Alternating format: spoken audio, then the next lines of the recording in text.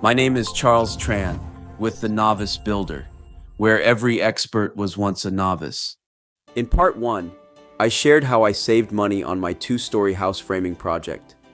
I also walked you through the planned materials and tools we prepared before starting any work, along with a simple diagram to help you visualize how the structural wood comes together during framing. If you haven't watched part 1 of my first floor framing yet, I've put the link down in the description, or you can head over to my channel, The Novice Builder. Now in part 2, my team and I will guide you through the first 5 steps of framing the first floor, from prepping materials to building and assembling wall sections. Let's dive in. Step 1. Materials delivered and sorted. We started with a fresh delivery of high-quality lumber. Everything from 2x4s and 2x6 studs to engineered rim boards, floor joists, and sheathing. It's really important to keep the lumber dry and off the ground. We stacked everything on blocks and covered it while prepping.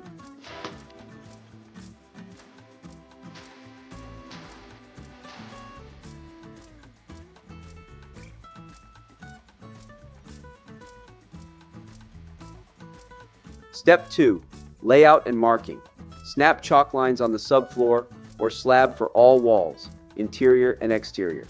Mark wall locations, door and window openings, stud spacing, typically 16 inches on center. Use your floor plan as a reference. Each room's dimensions must be accurately marked.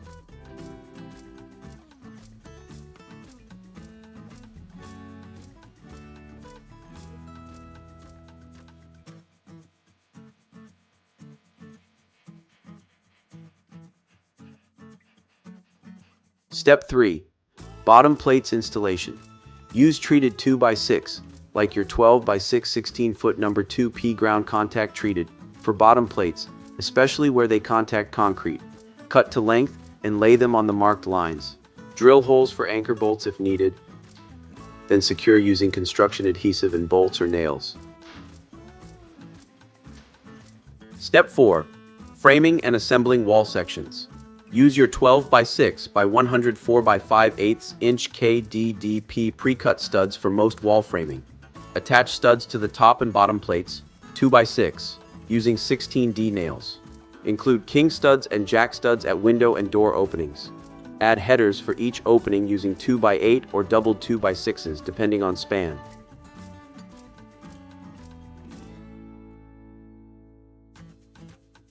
You might notice an extra piece of wood sitting on top of the wall. That's called a double top plate. It strengthens the wall, ties corners together, and helps carry the load from the roof or floor above. Sometimes, you'll even see a triple top plate for extra support or height adjustment.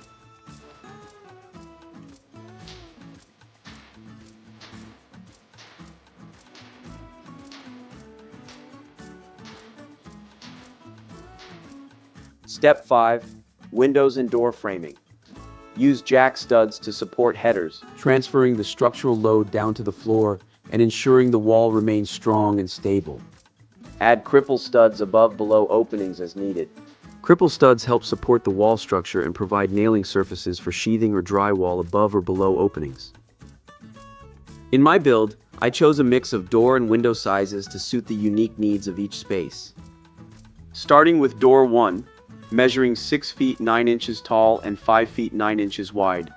This oversized entryway is perfect for a main entrance, offering generous clearance and a grand, welcoming feel.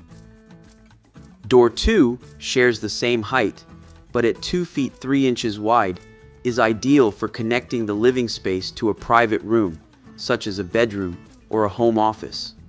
Its compact width keeps the layout efficient, while still offering full height access for comfort and usability.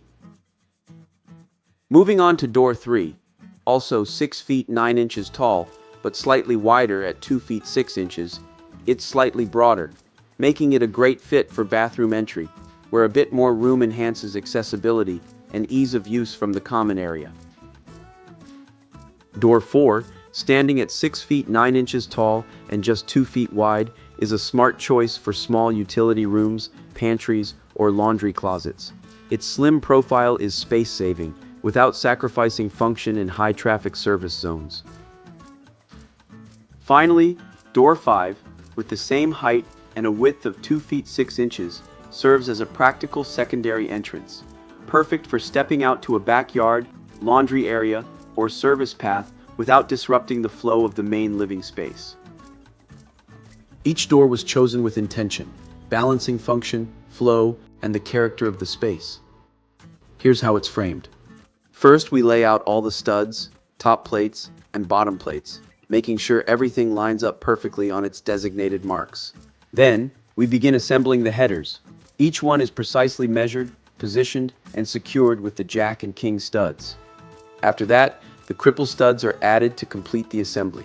Once everything is in place and aligned, we nail it all together, forming a solid, stable frame that's ready for the next stage of construction. For the windows, I have two sizes, one small and one large. The small window measures 3 feet tall by 2 feet wide, great for bathrooms, utility rooms, or any space where natural light is needed without sacrificing privacy. The larger window stands at 4 feet 10 inches tall and 2 feet wide, an excellent choice for bedrooms or living areas where more light and visibility are desired. Here's how it's framed. Framing the window follows the same process as the door. We start by laying out all the studs, along with the top and bottom plates, lining everything up to the marked layout. Next, we assemble the window header, measuring, cutting, and nailing it together for a precise fit. Then we install it between the jack and king studs, and finally add the sill and cripple studs to complete the frame. Now that we've gone through each step, here's a quick time lapse to show how the whole thing came together from start to finish.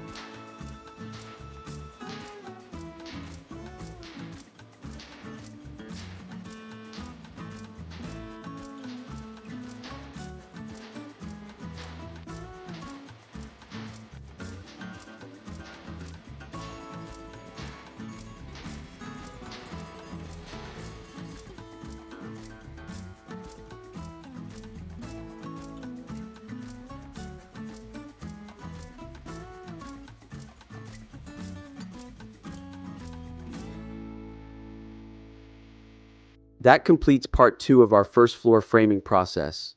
In part 3, we'll move into the next stage of the build, covering steps 6 through 8, where we raise the walls, frame the interior, and tie everything together into a strong, cohesive structure. Be sure to check out the links in the description below to watch my complete framing playlist or subscribe to my channel, The Novice Builder. It really helps me keep creating more helpful and engaging videos for you. And don't forget to drop your thoughts in the comments. I'd love to hear your tips, questions, or suggestions. Thank you for watching. Make sure to hit the subscribe button and ring the notification bell so you never miss out my upcoming project and videos.